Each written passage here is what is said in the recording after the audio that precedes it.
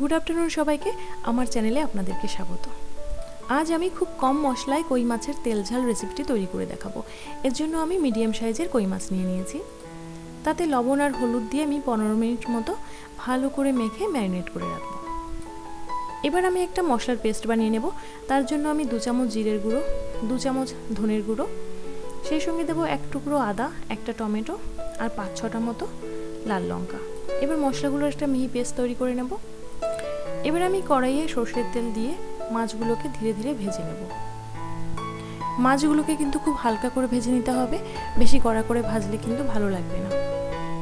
আচ্ছা, এই রেসিপিটাতে কিন্তু আলু না ইউজ করলেও হয়, কিন্তু আমরা যেহেতু আলু খেতে ভালোবাসি তাই আমি এর সঙ্গে একটা ছোট্ট আলু ব্যবহার করব। আপনাদের ভালো না লাগলে আপনারা আলু দেবেন না। দেখুন, একে একে আমার সমস্ত মাছগুলো ভাজা হয়ে গেল। এবার আমার সেই কেটে রাখা একটা আলু আমি ভেজে নিলাম।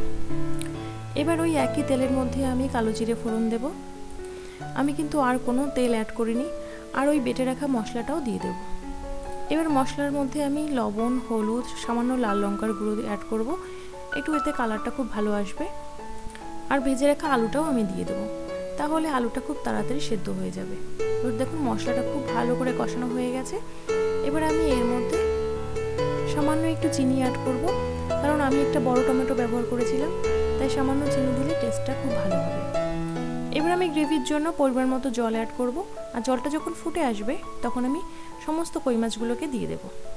কই মাছগুলো দেবার পর আমি একদম লো ফ্লেমে প্রথম 10 মিনিট রান্নার পরে দেখালাম, আর এটা লাস্ট 10 মিনিট পর আমি দেখালাম। এই সময় আমার রান্না কিন্তু একদম কমপ্লিট হয়ে গেছে। ঝোলের মধ্যে কই মাছগুলো দেবার পরে কিন্তু একদম আঁচ কমিয়ে রান্না করবেন, তাহলে কিন্তু কই মাছের যে একটা ফ্লেভার আছে সেটা গ্রেভির মধ্যে চলে আসবে, আর খেতে কিন্তু দুর্দান্ত হবে।